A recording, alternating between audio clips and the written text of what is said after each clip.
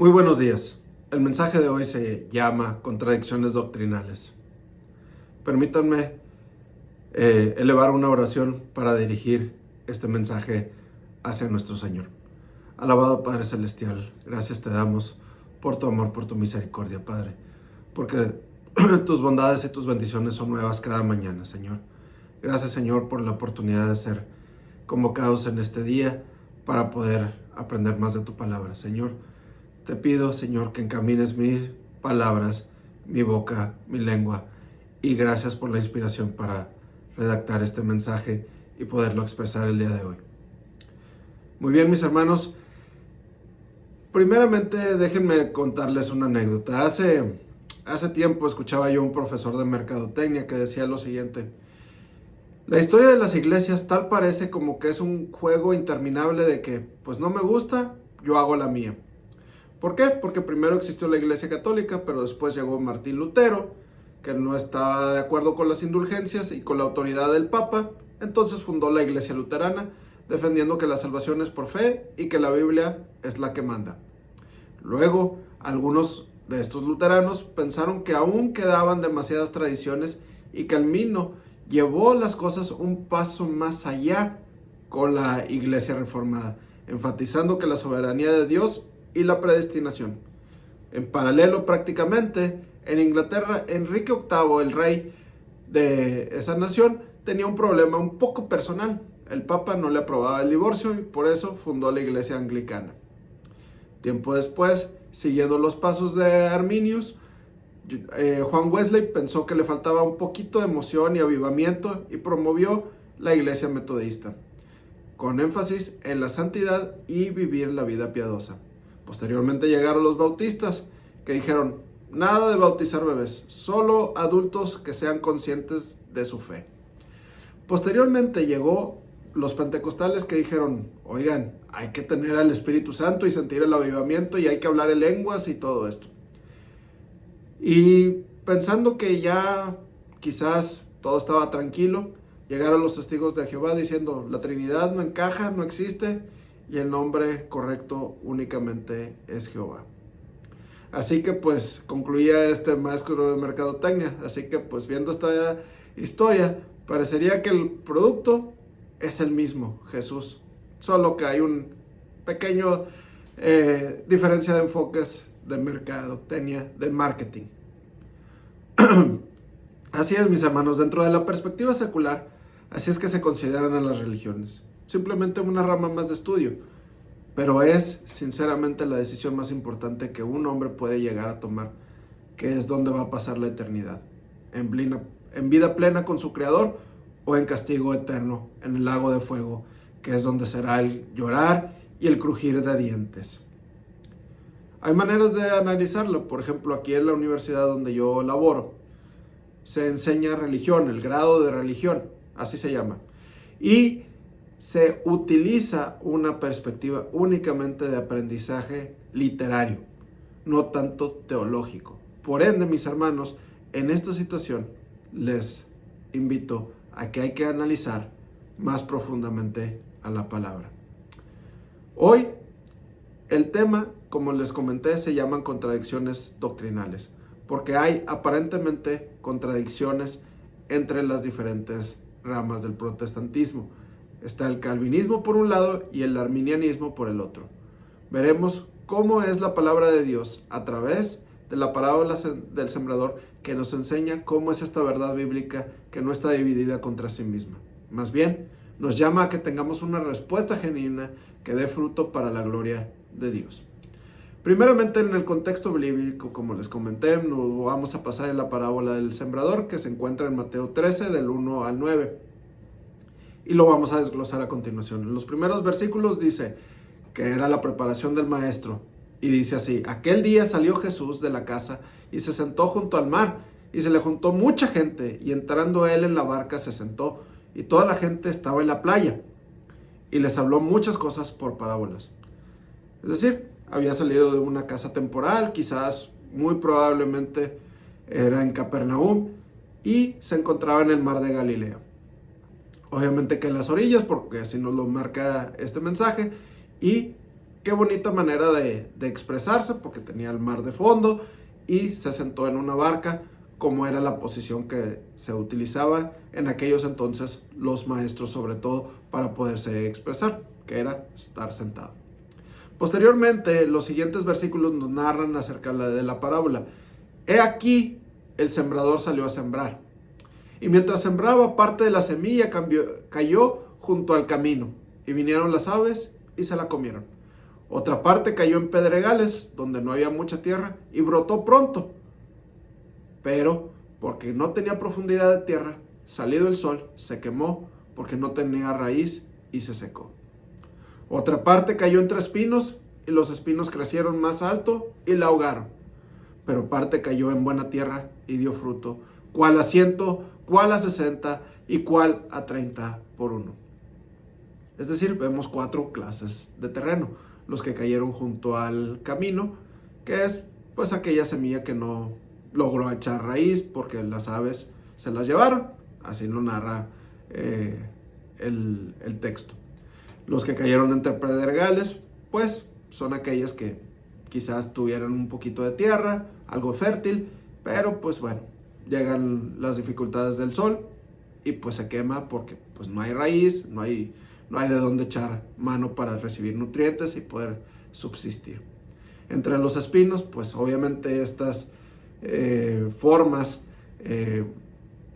lo ahogaron, como lo marca la palabra. ¿Por qué? Porque no permitía que llegara el sol, que no cayera el agua, que cayeran ningún otro tipo de nutrientes. Entonces se termina ahogando esta semilla. Y por último tenemos a la buena tierra. Entonces esta buena tierra sí da fruto, sí crece, y como dice allí, algunos daban al 100 por uno, otros al 60 y otros al 30 por uno. Entonces es el diferente tipo de terreno, y voy a concluir más adelante acerca de este punto, pero es primeramente la introducción. Por último, concluye el pasaje diciendo: el que tenga oídos para oír, que oiga.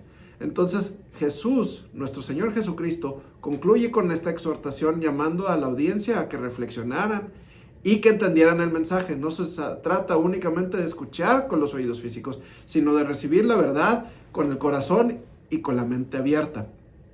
Pero mis hermanos, ¿cómo lo aplicamos en la vida cotidiana? Dios Padre nos dio inteligencia suficiente para estudiar, para analizar, para visualizar, para aprender y para entender muchas cosas. Pero nos ha dado el libre albedrío para escoger entre las opciones. Y aquí solo hay de dos. O se escoge la vida eterna o se escoge el castigo eterno.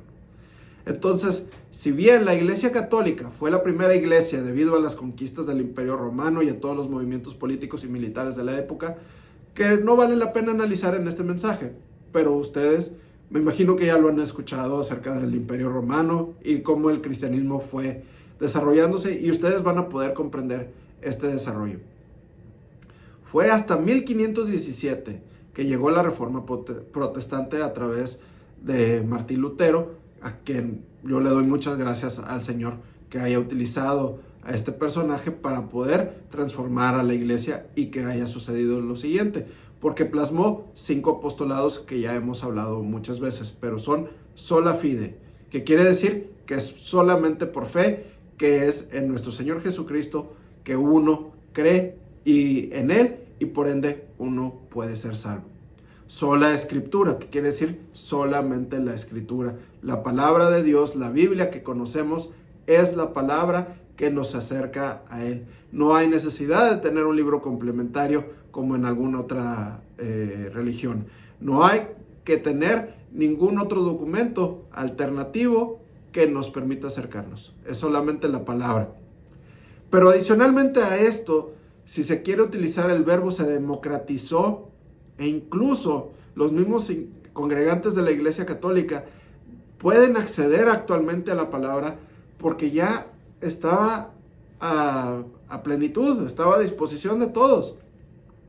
En los momentos en los que estamos tratando de la Reforma Protestante, la palabra de Dios, la Biblia, solo estaba restringida para los que estudiaban en el seminario en aquel entonces. No podía ni siquiera una persona del pueblo acercarse, ni siquiera a tocar el libro, entonces, y menos leerla.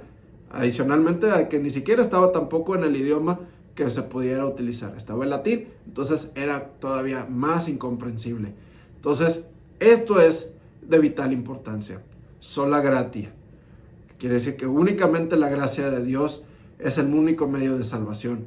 No se podía hacer venta de indulgencias, ni había purgatorios, ni cosas semejantes a estas para poder acceder a la salvación y por ende la vida eterna. Entonces, esto, mis hermanos, era parte de lo que no se debía ni se podía hacer.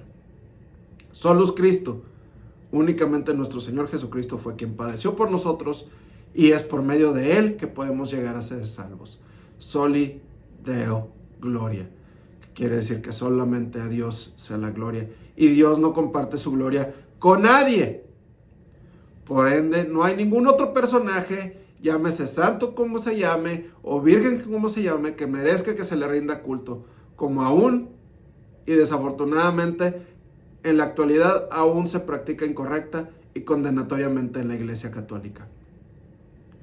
Pero lo importante de este movimiento, derivado de esta apertura de la Escritura y de libertad de pensamiento, es que surgieron dos escuelas de pensamiento, el calvinismo y el arminianismo, sobre los cuales se han desprendido muchas de las denominaciones protestantes actuales. Pero esto es muy similar a lo que pasa en el mundo secular. ¿Por qué? Porque hay una diferencia de pensamiento muy marcada entre estas partes. Así, en el mundo secular está el pensamiento de izquierda y de derecha, liberales, conservadores, capitalistas o comunistas, qué sé yo. Hay muchas maneras de pensar.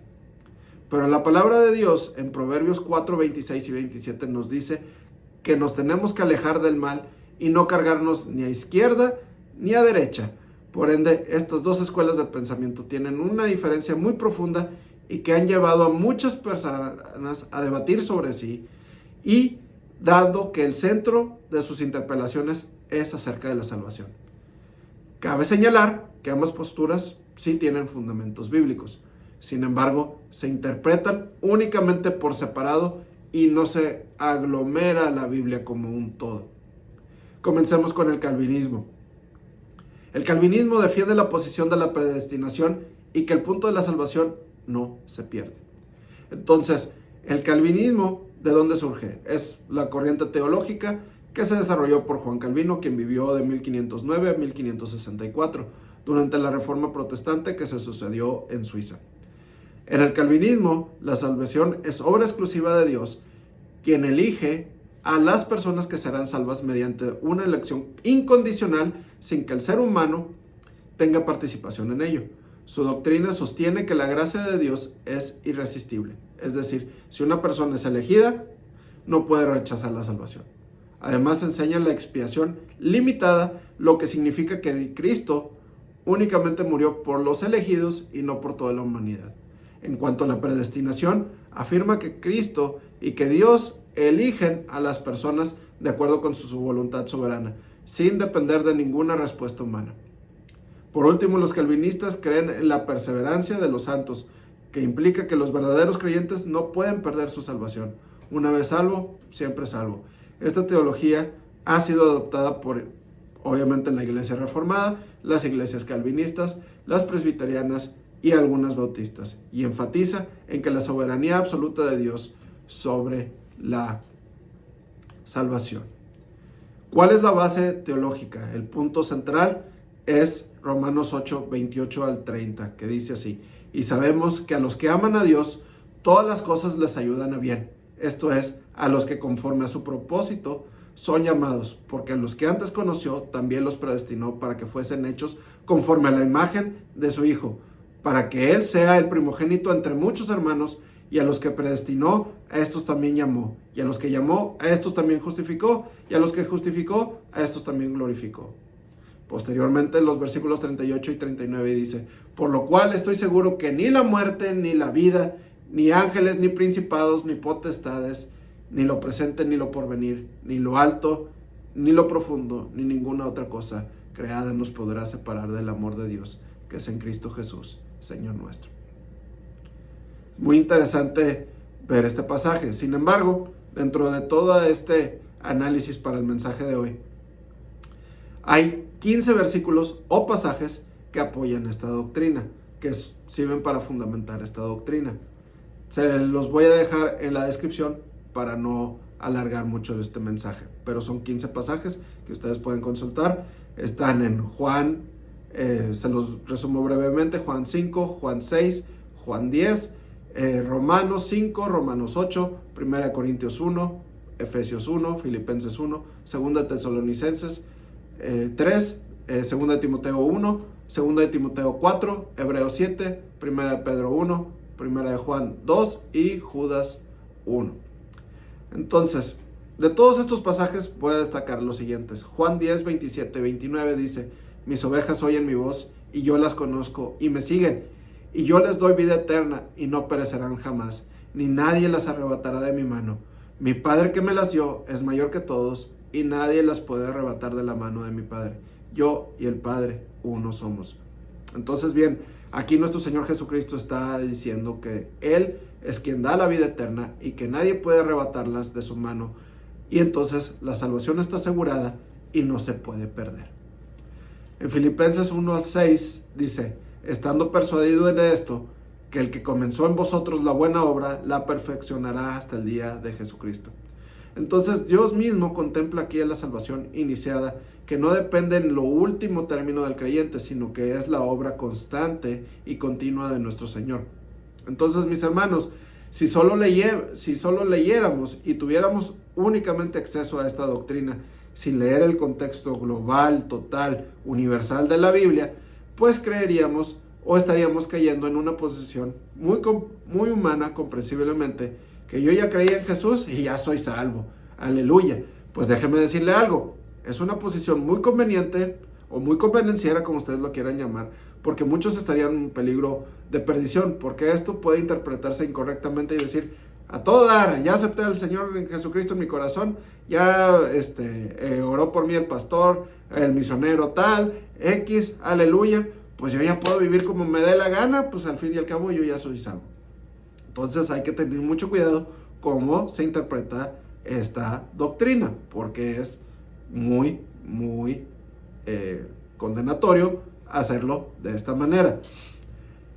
Por otro lado, el arminianismo llegó tiempo después, en respuesta al calvinismo, porque el arminianismo defiende el libre albedrío y el punto de que la salvación sí se puede perder.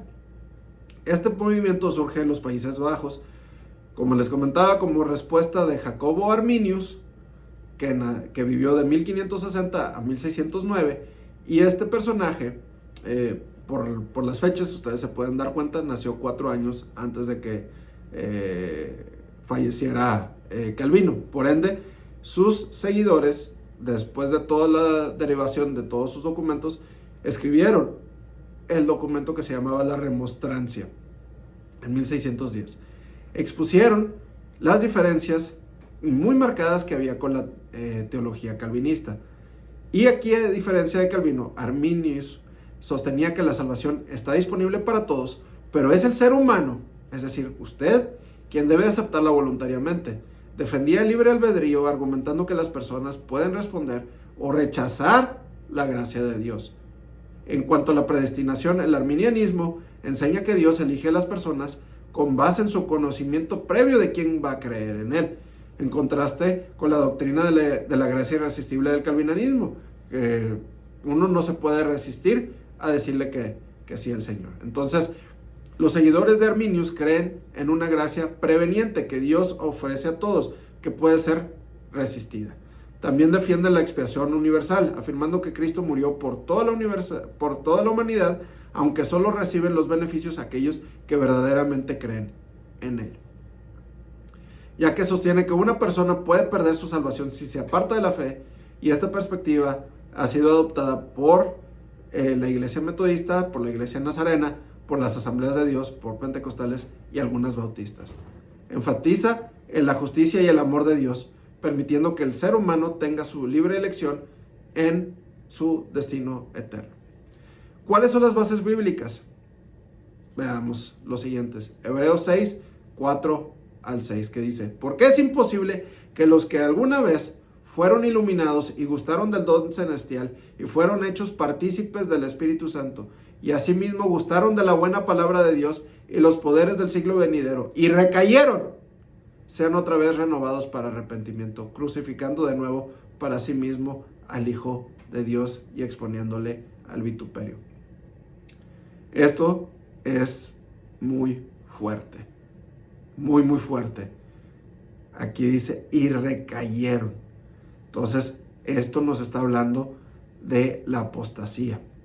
Habla de personas que han participado en alguna forma de la obra de Dios y que han recaído. Es muy fuerte este mensaje.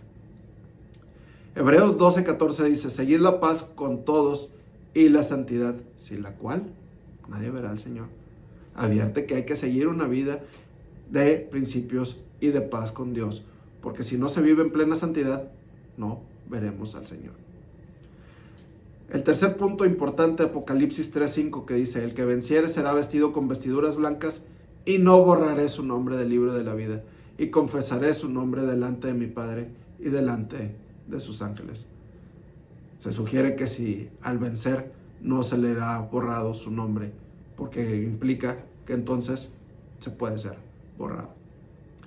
Entonces, dentro del análisis para este mensaje encontré 19 versículos, que de igual forma lo voy a poner en la descripción, pero se los digo brevemente. Mateo 7, Mateo 12, Juan 15, Romanos 11, 1 Corintios 9, 1 Corintios 10, Gálatas 5, Colosenses 1, 1 Timoteo 5, 2 Timoteo 2, Hebreos 2, Hebreos 3, Hebreos 10, Hebreos 12, 2 de Pedro 2, 2 de Pedro 3, Apocalipsis 2 y Apocalipsis 3.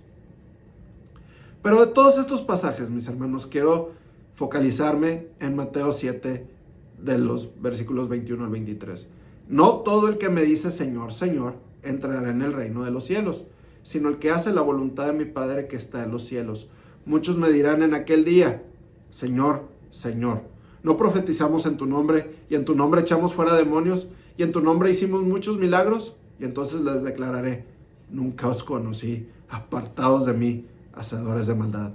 Entonces, mis hermanos, no se trata de practicar una religión, sino de vivir una vida verdaderamente cristiana. Hebreos 2 del 1 al 4 dice, por tanto es necesario que con más diligencia atendamos a las cosas que hemos oído, no sea que nos deslicemos, porque si la palabra dicha por medio de los ángeles fue firme, y toda transgresión y desobediencia recibió justa retribución, ¿cómo escaparemos nosotros si descuidamos una salvación tan grande? La cual, habiendo sido anunciada primeramente por el Señor, nos fue confirmada por los que oyeron, testificando Dios juntamente con ellos, con señales y prodigios y diversos milagros, y repartimos del Espíritu Santo según su voluntad. Como hemos visto, si uno no vive con una verdadera vida cristiana, nos podemos deslizar, y aquí lo dice expresamente, si descuidamos una salvación tan grande. Entonces, mis hermanos, este punto es crucial y viene aquí cómo viene a aplicarse la armonía cristiana. A primera vista, y como lo hemos expresado, el calvinismo y el arminianismo son posturas irreconciliables.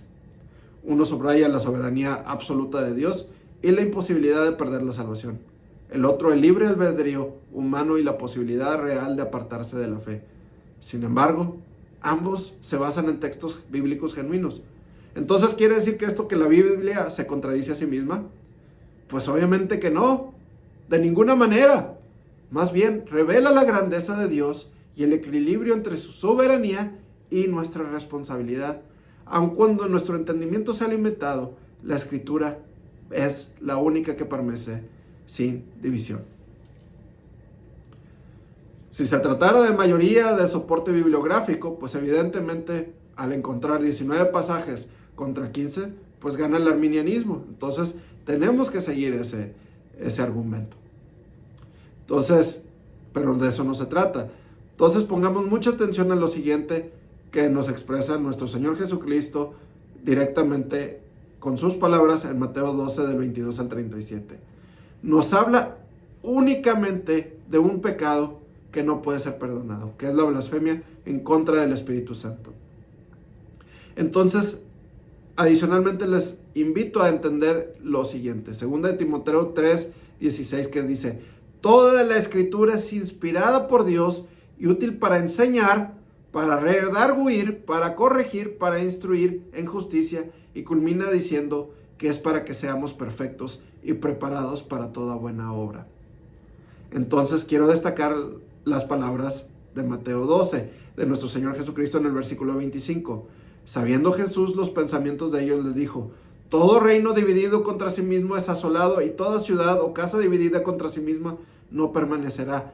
Entonces, mis hermanos, si estamos leyendo que toda la Escritura ha sido inspirada por Dios, entonces no podemos decir que hay una contradicción, porque estaría la casa dividida contra sí mismo, y la casa de Dios no puede estar dividida contra sí mismo, porque no va a permanecer, y el reino de Dios es eterno y es para siempre. Adicionalmente, como leímos en Proverbios 4, 26 al 27, no nos podemos cargar ni a la izquierda ni a la derecha, sino alejarnos del mal. Entonces, mis hermanos, les invito a que no blasfememos ni tomemos una postura única de un solo lado, sino que tomemos una postura central. Adicionalmente, veamos el caso del apóstol Pablo. Él escribió varios de estos versículos que son utilizados por un lado o por el otro. Entonces, si negamos que la inspiración divina de Dios estuvo sobre su persona, entonces, al ver sus divisiones en forma de pensar, tenemos un conflicto muy, muy severo y muy problemático para nuestra vida y para nuestra relación con Dios. Entonces, no podemos tener una postura más que armonizar la Biblia en un mismo conjunto. Ni arminianismo, ni calvinismo, cristianismo. Ninguno de ellos murió por mis pecados. Nuestro Señor Jesucristo sí lo hizo, y Él es el camino, la verdad y la vida. Aquí les voy a hacer un comentario. Alguna vez escuché a un predicador que decía: pues bueno, no soy ni calvinista ni arminianista, pero sí sé que me conviene más vivir la vida como si se fuera a perder la salvación. Entonces, yo le adiciono a lo que dijo este predicador.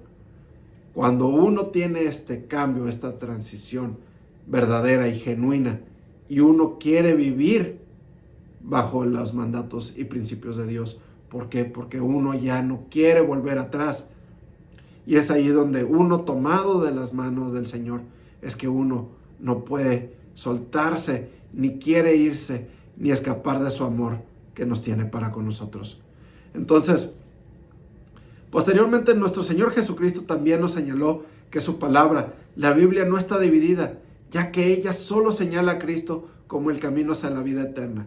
Leamos, o lean en su casa, por favor, Juan 5, de los versículos 30 al 47.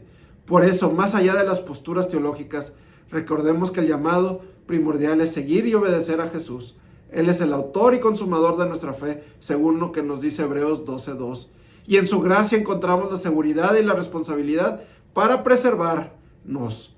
Oremos para que estemos en buena tierra, dando fruto para su gloria y manteniéndonos firmes en la esperanza de la vida eterna. Mis hermanos, aquí cómo encaja la parábola del sembrador. Para explicar este punto de la salvación, por medio de la parábola, se lo voy a culminar de esta manera. Aquellas semillas somos nosotros.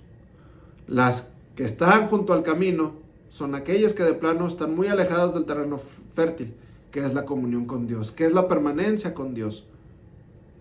Y estos pájaros es el enemigo que se lo viene a comer. En mi vida personal, en mi práctica profesional como catedrático universitario, lo veo todos los días, mis hermanos. Por más que incluso llego a sacar las peras y las manzanas para explicarles, hay chicos que de plano no quieren saber nada. Quizás vienen a la universidad solamente para cumplir el deseo del papá y porque el papá les pagó la carrera y listo, que es un verdadero desperdicio. Pero pues sí, estos chicos que de plano no tienen ningún interés son los que están junto al camino. Hay otros casos, las semillas que han caído entre los pedregales logran echar algo de brote, pero cuando llega el sol, es decir, problemas, tribulaciones, porque no tienen una raíz firme, que es decir, un discipulado, una disciplina, una verdadera búsqueda constante con nuestro Señor Jesucristo, una permanencia en Él, estos se vuelven a quemar y vuelven a sus hábitos anteriores.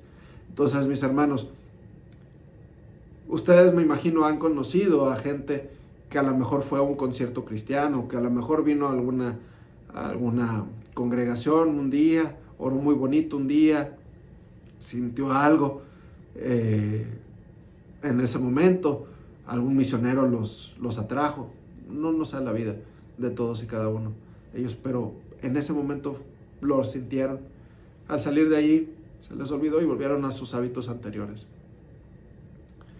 El otro punto, mis hermanos, entre los espinos, aquellos que a lo mejor han recibido la palabra, están en un buen terreno, pero se dejan influenciar por todo lo que los ahoga. Estas espinas, estos árboles más grandes, que es el mundo, los problemas en el trabajo, las finanzas, la situación cotidiana con su pareja, se lo termina ahogando, y si está ahogado, por ende, se muere, porque no le ha cedido la vida completa, el control completo de su vida a nuestro Señor Jesucristo. Por último, tenemos a la buena tierra, ese terreno fértil que es la comunión con Dios y es su permanencia en Él. Esta semilla es verdaderamente transformada y cultivada en el efecto por el Señor. Echa raíces profundas. El verano pasado pasó un tornado cerca de la casa de todos ustedes aquí en Arkansas. Y había llovido muy fuerte, la tierra estaba un poco reblandecida.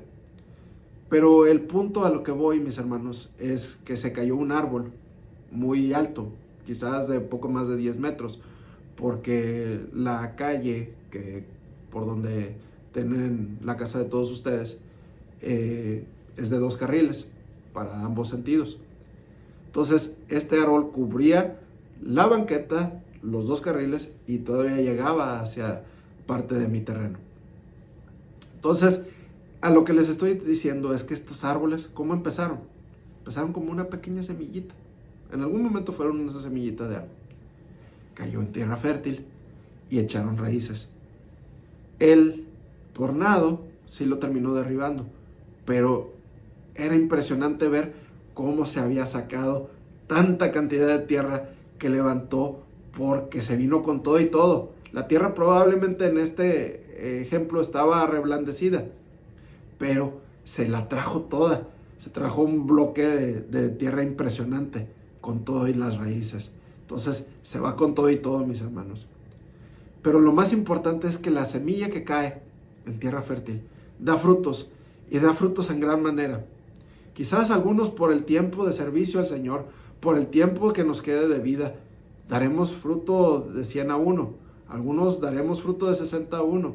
Algunos daremos fruto de 30 a 1, como dice la palabra. Entonces, ¿cómo podemos reconocerlo? Porque claramente por sus frutos los conoceréis.